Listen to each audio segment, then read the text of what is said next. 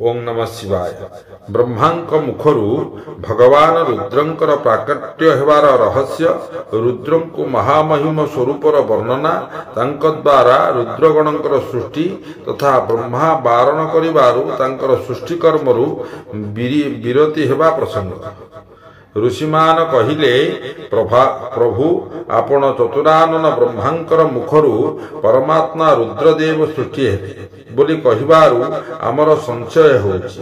यदि रुद्र प्रलय काल रे कुपित होई ब्रह्मा विष्णु अग्नि समेत समस्त भुवन को संहार करि दियंती, जहांको ब्रह्मा विष्णु भयरे प्रणाम करंती, पुणी जो लोक संहारक महेश्वरंकर बसरे जे दुहे सदा रही थांती, जो महादेव पूर्व काल रे ब्रह्मा विष्णु को निज शरीर प्रकट करथिले, पुणी जो प्रभु सदा से दुहिंकर योगक्षम निर्वाहन करिथांती, सेही आदिदेव पुरातन पुरुष भगवान रुद्र अव्यक्त जन्मा ब्रह्मांकर पुत्र किपरि हेले? तात भगवान ब्रह्मा मुनिगण को जो कथा कहिथिले ताहा आंभमान को कुहंतु। भगवान शिवंकर उत्तम जस श्रवण करिबा पई आम हृदय रे बहुत श्रद्धा रहिछि। वायुदेव कहिले, हे ब्राह्मण वृंद, तुमे माने अत्यंत जिज्ञासु, सेति पई एपरि प्रश्न कल। मु मध्य पूर्व काल रे पितामह ब्रह्मांकर समक्ष रे एही प्रश्न करिथिली। उत्तर रे पितामह मते जहा किछि कहिथिले ताहा तुममानंकर आगरे कहिबि। जेपरि रुद्रदेव उत्पन्न हेले एवं जेउ उपाय रे ब्रह्मा ओ विष्णुंकर उत्पत्ति हेला, सेही विषय मु कहुअछि। ब्रह्मा विष्णु रुद्र ये तिनिहे हेउचंती कारणात्मा। सेमाने यथाक्रमे सचराचर जगतर सृष्टि पालन संहारर हेतु अटंती एवं साक्षात महेश्वरंक ठारो प्रकट होइछंती। सेमानंक ठारे परम ऐश्वर्य विद्यमान।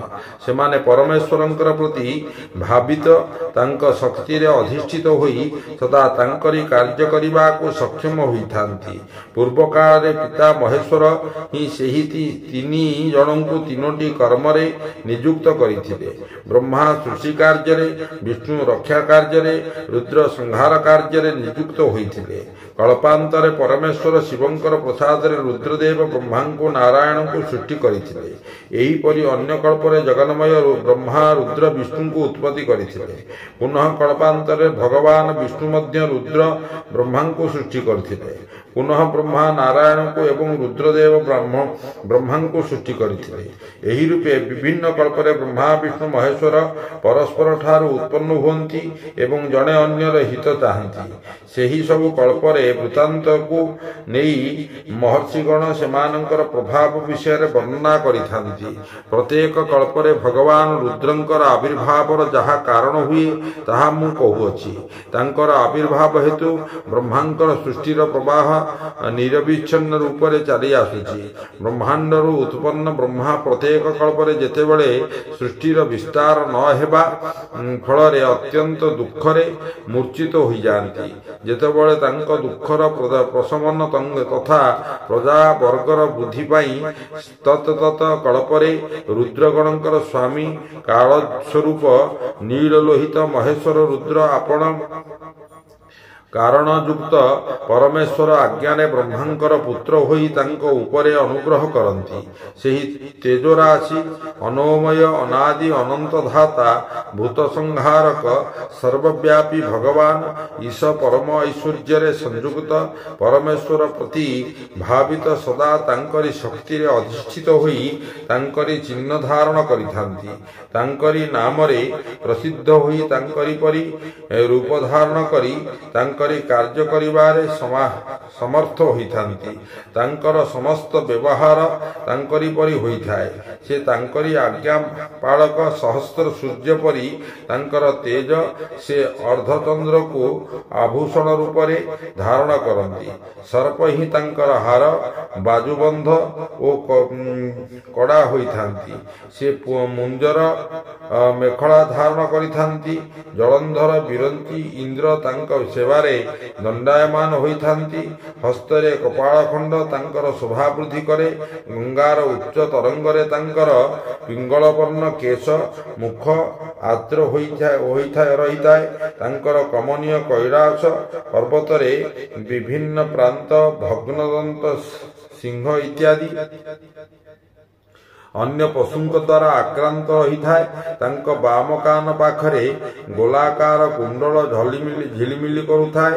ସେ ମହାନ ବୃଷଭ ଉପରେ ଆରୂଢ଼ ହୋଇଥାନ୍ତି। ତାଙ୍କ ବାଣୀ ମେଘ ପରି ଗମ୍ଭୀର, କାନ୍ତି ପ୍ରଚଣ୍ଡ ଅଗ୍ନି ପରି ଉଦ୍ଦୀପ୍ତ ଓ ବଳ ପରାକ୍ରମ ମଧ୍ୟ ମହାନ। ବ୍ରହ୍ମପୁତ୍ର ମହେଶ୍ୱରଙ୍କର ଏତାଦୃଶ ବିଶାଳ ରୂପ ବଡ଼ ଭୟଙ୍କର। ସେ ବ୍ରହ୍ମାଙ୍କୁ ବିଜ୍ଞାନ ଦେଇ ସୃଷ୍ଟି କାର୍ଯ୍ୟରେ ତାଙ୍କୁ ସହାୟତା କରନ୍ତି।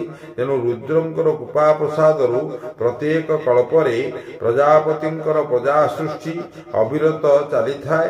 ଥରେ ବ୍ରହ୍ମା ନୀଳଲୋହିତ ଭଗବାନ ରୁଦ୍ରଙ୍କୁ ପ୍ରଜା ସୃଷ୍ଟି କରିବାକୁ ପ୍ରାର୍ଥନା କରିଥିଲେ। ଭଗବାନ ରୁଦ୍ର ମାନସିକ ସଂକଳ୍ପ ଦ୍ୱାରା ଅନେକ ପୁରୁଷଙ୍କୁ ସୃଷ୍ଟି କରିଥିଲେ। ସେମାନେ ସମସ୍ତେ ତାଙ୍କରି ପରି ଥିଲେ। ସମସ୍ତେ ଜଟାଜୁଟଧାରୀ, ନିର୍ଭୟ, ନୀଳକଣ୍ଠ, ତ୍ରିଲୋଚନ ଏବଂ ଜରାମରଣ ରହିତ ହୋଇଥିଲେ।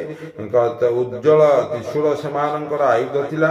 ସେହି ରୁଦ୍ରଗଣ ସମଗ୍ର 14 ଭୁବନକୁ ଆଚ୍ଛାଦିତ କରିଥିଲେ। ଏପରି ବିବିଧ ରୁଦ୍ରଙ୍କୁ ଦେଖି ପିତାମହ ବ୍ରହ୍ମା ରୁଦ୍ରଦେବଙ୍କୁ କହିଲେ, ଦେବେଶ୍ୱର, ଆପଣଙ୍କୁ ନମସ୍କାର। ଆପଣ ଏପରି ପ୍ରଜାଙ୍କୁ ସୃଷ୍ଟି ନ କରନ୍ତୁ। ଆପଣଙ୍କର କଲ୍ୟାଣ ହେଉ। ଏବେ ଅନ୍ୟ ପ୍ରଜାଙ୍କୁ ସୃଷ୍ଟି କରନ୍ତୁ, ଯେଉଁମାନେ ମରଣଧର୍ମୀ ହୋଇଥିବେ। ବ୍ରହ୍ମାଙ୍କର କଥା ଶୁଣି ପରମେଶ୍ୱର ରୁଦ୍ର ହସି ହସି ତାଙ୍କୁ କହିଲେ, ମୁଁ ଏପରି ପ୍ରଜାଙ୍କୁ ସୃଷ୍ଟି କରିବି ନାହିଁ। ଅଶୁଭ ପ୍ରଜାଙ୍କୁ ତୁମେ ସୃଷ୍ଟି କର। ବ୍ରହ୍ମାଙ୍କୁ ଏତିକି କହି ସମସ୍ତ ଭୂତଙ୍କର ସ୍ୱାମୀ ଭଗବାନ ରୁଦ୍ର ପ୍ରଜା ସୃଷ୍ଟି କାର୍ଯ୍ୟରୁ ବିରତ ହୋଇଗଲେ। ଜୟ ଜଗନ୍ନାଥ।